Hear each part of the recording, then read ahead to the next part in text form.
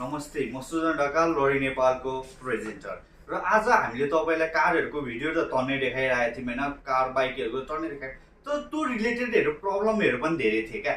जस्तो अब हामीले ग्यारेजमा लाग्दाखेरि के कस्तो सर्भिसहरू पाइरहेको थियौँ, त्यसलाई हामीले फर्दर नेक्स्ट इयरसम्म पुर्याउँदाखेरि एउटा कन्डिसनहरू मेन्टेन गर्नलाई के गर्नु पर्थ्यो भन्ने हामीलाई धेरैलाई नलेज थिएन र आज हामी त्यही विषयवस्तुमा रहेर आज हाम्रो भिडियो बनेको छ, जसमा चाहिँ डिकार्बोनाइजिङ भनेर हामीलाई बोलाउनु भएको छ भने त्यो भनेको के हो, कसरी काम गर्छ र त्यसले गर्दाखेरि हाम्रो लङ टर्मसम्म कस्तो इफेक्ट पर्छ, गाडीहरूको बाइकहरूको कस्तो रहनेछ कन्डिसनहरू, त्यो सम्पूर्ण कुराहरू हामी आजको यस भिडियोमा समावेश गर्नेछौँ।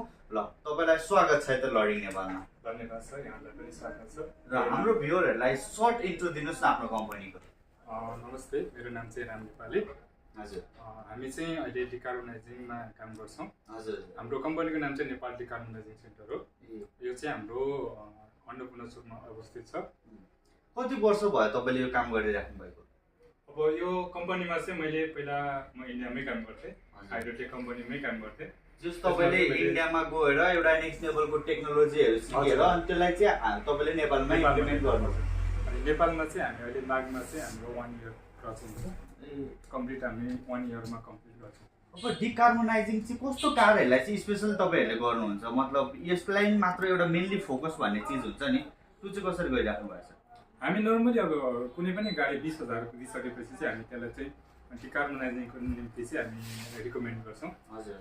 अनि यसमा चाहिँ कस्तो हुन्छ भन्दाखेरि हाम्रो गाडी चाहिँ हामी जब हामी नयाँ गाडी लिन्छौँ त्यसमा चाहिँ हामीले 10,000, 20,000, 30,000 हुँदै जब गाडीहरू रनिङ हुन्छ त्यसमा चाहिँ बिस्तारै कार्बनहरू चाहिँ डिपोजिट हुन सुरु हुन्छ। त्यो कारणले गर्दाखेरि जब हाम्रो गाडीको चाहिँ पर्फर्मेन्स पिकअपहरू भयो, माइलेजहरू भयो, सबै कुराहरू डाउन हुँदै जान्छ। अनि त्यसलाई चाहिँ फेरि त्यो नेक्स्ट लेभलमा ल्याउनको निम्ति त्यही जुन पर्फर्मेन्स सुरुमा भएको थियो त्यही पर्फर्मेन्स ल्याउनलाई चाहिँ हामी डिकार्बोनाइजिङ गर्छौँ कि? हजुर। त्यसको फाइदा चाहिँ के हुन्छ त? हामीले त्यो एकचोटि गरिसकेपछि कति किलोमिटरहरू कुद्छ होइन, अनि त्यसले इन्जिनमा के इफेक्ट पार्छ कि पार्दैन? त्यसमा इन्जिनमा कुनै पनि इफेक्ट पार्दैन, तर यसमा के हुन्छ जुन तपाईँले टेक्नोलोजी युज गर्नु भएको छ त्यसले गर्दाखेरि चाहिँ केही पर्दैन त्यस्तो अप्ठ्यारो? त्यसमा कुनै पनि अप्ठ्यारो पर्दैन, किनकि त्यसमा हामी कुनै पनि केमिकलहरू युज गर्दैनौँ। त्यसमा हाम्रो एचएचओ मतलब हाइड्रोजन प्लस अक्सिजनको पद्धतिद्वारा चाहिँ गर्ने हुँदाखेरि हाइड्रोजन चाहिँ एउटा फ्युलको रूपमा गएर काम गर्छ। त्यहाँ भएको कार्बनहरूलाई चाहिँ निकाल्ने काम गर्छ, जुन चाहिँ तपाईँको मिनिमम कस्टमा चाहिँ हामी गर्न सक्छौँ। मिनिमम कस्ट अब भनौँ न के सिसी अनुसार फरक छ कि एउटै रेन्ज छ सबै गाडीहरूको लागि? त्यसमा हामी सिसी अनुसार चाहिँ त्यसको टाइमिङ हुन्छ, त्यसको रेन्ज हुन्छ, त्यसको कति एउटा मिनिमम रेट चाहिँ कति राख्नु भएको छ? हामी बाइकबाट चाहिँ स्टार्ट गरेर चाहिँ हामी बस ट्रकसम्मको हामी 10। ल फर एक्जाम्पल बाइकको हामीले डिकार्बोनाइजिङ गर्दाखेरि चाहिँ कति वर्ष जस्तो लाग्छ तपाईँ? त्यसमा हामी 1,000 रुपियाँमा गर्छौँ। 1,000मा लाग्छ नि त। अब जति हाम्रो सिसी अनुसार बढ्दै जान्छ त्यही अनुसारले कस्ट पनि बढ्दै जाने हो। हजुर। अनि एकचोटि गरेपछि कति किलोमिटर कुद्ने हो? अब हामी पेट्रोल गाडीहरूलाई हामी 25,000मा रेकमेन्ड गर्छौँ भने डिजल गाडीहरूलाई हामी 20,000मा रेकमेन्ड। भनेपछि एकचोटि हामीले डिकार्बोनाइजिङ गरिसकेपछि 25,000 20,000 जस्तो कुद्ने भयो। मजाले कुदाउन सक्छौँ। तपाईँहरूले अहिले चाहिँ हाल के गरिराख्नु भएको छ त? हामी अहिले सबै कामहरू नै गर्छौँ। हामी जस्तो बाइक कारहरू सबै गरिराख्नै भएको छ नि त। अनि यसको बेफाइदा त्यो नगर्नुको चाहिँ बेफाइदा के हो त? कसैले भन्नु होला नि त ए कस्ट लाग्छ त्यो भन्दा त हामीले टाइममा सर्भिस पनि गरिरहेका छौँ होइन, किन गर्ने त डिकार्बोनाइजिङ भनेर भन्नेहरूको लागि तपाईँको भनाइ के छ त? अब यसमा के छ भन्दाखेरि नर्मली हामी एउटा डिजल गाडीको हेऱ्यौँ भने त्यसमा चाहिँ 3,000देखि 3,500 एउटा पार्ट्स हुन्छ एउटा गाडी बन्नको निम्ति है।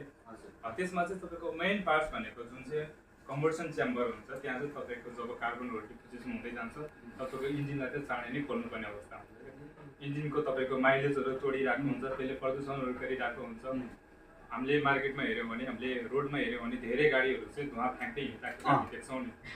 त्यसको कारण चाहिँ त्यो धुवा फ्याँक्नु भनेको चाहिँ एउटा वातावरणको निम्ति पनि एउटा ठुलो असर हो पहिलो कुरा। दोस्रो कुरा भनेको तपाईँको गाडीले चाहिँ माइलेज तोडिरहेको छ। तेस्रो कुरा भनेको तपाईँको गाडीको पिकअप डाउन छ, भाइब्रेसनहरू डाउन छ, सबै कुराले गर्दाखेरि तपाईँको गाडीलाई चाहिँ धेरै असर गरिराखेको छ। त्यो कारणले गर्दाखेरि तपाईँको पछाडि गएर चाहिँ त्यो इन्जिन खोल्नु पर्दाखेरि ठुलो खर्च आउने हुन्छ। यसको मतलब इन्जिन खोल्नै नपर्ने भनेको होइन, त्यसलाई हामी केही लामो समय अझ टाइम बढ्न सक्छ होइन हामीले डिकार्बोनाइजिङ गरिराख्यौँ भने। हजुर हजुर। हामीले कुनै पनि इन्जिन मानौ 1 लाखमा खोलिन्थ्यो भने त्यसलाई हामी 1.5 लाख 2 लाखसम्म पुर्याउन सकियो होइन त। भनेपछि अहिले तपाईँले त्यसरी काम गरिराख्नु भएको छ। जुन अघि तपाईँले केमिकलको युज गर्छु भन्नुभएको थियो नि त, त्यो केमिकल चाहिँ कस्तो हो? अब केमिकल भनेको चाहिँ तपाईँको हामी चाहिँ त्यसमा डिस्टिल वाटर युज गर्छौँ, जसले चाहिँ तपाईँको एचएचओ ग्यास चाहिँ बनाउँछ हामीसँग भएको मेसिनले।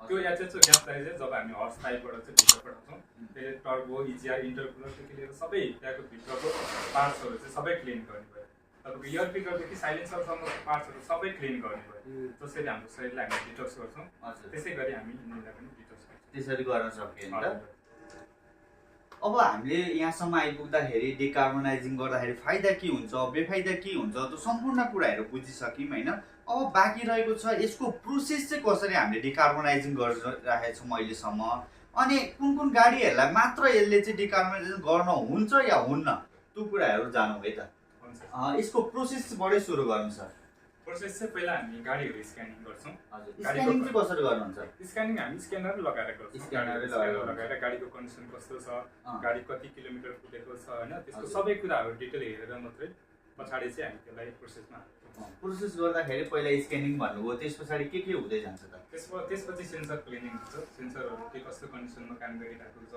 सेन्सर गाडीहरू अहिलेको धेरै गाडीहरू सेन्सर गाडी छ अनि त्यो हेरिसकेपछि चाहिँ अनि हामी अन्तिममा गएर चाहिँ त्यसलाई कति गाडीहरू हाम्रो फर्काउनु पर्ने पनि अवस्था आउँछ सेन्सरको कारणले गर्दाखेरि कस्तो इम्प्याक्ट भयो भने चाहिँ सेन्सरको कारणले हामी गाडीहरू रिटर्न गरिदिन्छौँ त अब तपाईँको सेन्सरहरू खराब छ भने पहिलो कुरो दोस्रो कुरा भनेको तपाईँको गाडीको हेड ग्यासेट गएको छ मोबिल खाइराखेको छ त्यो अवस्थामा पनि हामी काम गर्दैनौँ तेस्रो कुरा भनेको तपाईँको इन्जेक्टर फ्युलहरू पम्पहरूदेखि लिएर सबै कुराहरू हामी हेर्छौँ अनि हामी त्यो अवस्थामा चाहिँ अब कस्टमरलाई पनि एउटा चाहिँ सुझाव दिएर पठाउँछौँ कि तपाईँको गाडी चाहिँ यो छ त्यसमा चाहिँ तपाईँले पहिला त्यसलाई चेक गराउनुहोस् अनि लास्टमा गएर चाहिँ कार्बन क्लिनिङ गर्नुहोस् भनेर चाहिँ हामी सजेसन दिन्छौँ अनि अहिले हाल तपाईँले चाहिँ अब यहाँनिर के काम गरिराख्नु भएको छ त डिकार्बनाइजेसन पछि पनि के हामीसँग सबै कामहरू हुन्छ हाम्रो डेन पेन्टदेखि लिएर हाम्रो इन्जिनदेखि लिएर सबै कुरा वासिङदेखि लिएर कार्बन क्लिनिङदेखि लिएर सबै कुराहरू चाहिँ एउटा कार डेन पेन्ट गर्नु पर्यो भने चाहिँ कति जति कस्ट लाग्ला अब त्यसमा कारको कन्डिसन हेरेर हुन्छ कारको अवस्था कस्तो छ त्यसमा कति एरिया चाहिँ कभर गर्नुपर्ने हो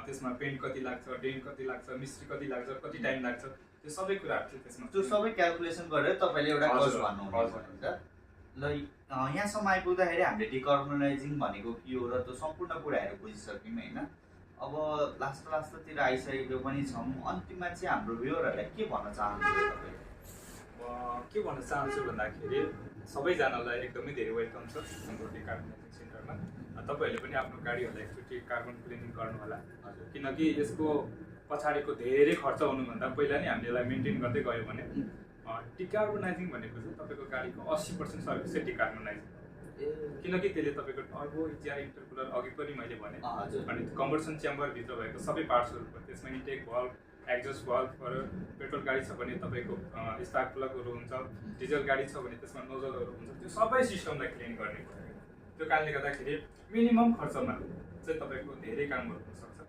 अनि यसमा मैले जाँदै एउटा अर्को पनि के प्रश्न एड गर्न चाहेँ भनेदेखि अन्त पनि त होला नि त डिकार्बनाइजिङ गर्ने सफ्टवेयरहरू होइन यहाँ नै चाहिँ किन आउने त अब हामीसँग चाहिँ किन आउने भन्दाखेरि हामीसँग एउटा कस्टको हिसाबले पनि हामी मिनिमम नै छ पहिलो कुरा दोस्रो कुरा भनेको हामी पहिलो सुरुमा गाडीहरू स्क्यान गर्छौँ तपाईँको कुनै पनि ठाउँमा नर्मली एउटा गाडी स्क्यान गर्दा 2025 त जसले पनि लेख्छ तपाईँको सर्भिस सेन्टरमा अथवा जुनसुकै ठाउँमा तर हामी त्यसमा गाडीहरू स्क्यान गर्छौँ गाडीहरूको पर्फर्मेन्स हेर्छौँ कस्तो कन्डिसनको छ अनि त्यसलाई चाहिँ हामी क्लिनिङ गर्छौँ भनेपछि यहाँ आउँदाखेरिको त्यति फाइदा छ ल सर अब चाहिँ तपाईँलाई धेरै धेरै धन्यवाद छ एउटा ब्युटिफुल इन्फर्मेसन हाम्रो भ्युअरहरू माझ पुर्याइदिनु भएको छ होइन अनि जसले गर्दाखेरि चाहिँ उहाँले अहिले कार किनिराख्नु भएको छ त्यसलाई चलाइराख्नु भएको छ त्यसको मेन्टेनेन्स कसरी गर्ने भने त दुनियाँभरको समस्याहरूले लिएर बसिराख्नु भएको छ भने यो भिडियो पुगेपछि उहाँहरू एउटा निकै नै खुसी पनि हुनुभएको होला होइन हजुरलाई धेरै धेरै धन्यवाद चाहिँ धेरै नै समय दिएर होइन हाम्रो भ्युअरहरूको लागि एउटा इन्फर्मेसन प्रोभाइड गरिदिनु भएकोमा है त हुन्छ यहाँलाई पनि धेरै धेरै धन्यवाद छ जसले चाहिँ हाम्रो इन्फर्मेसन चाहिँ अनि तपाईँहरूको भ्युअरसम्म पुर्याइदिनु भयो सबैजनालाई एकदमै स्वागत छ भन्न चाहन्छु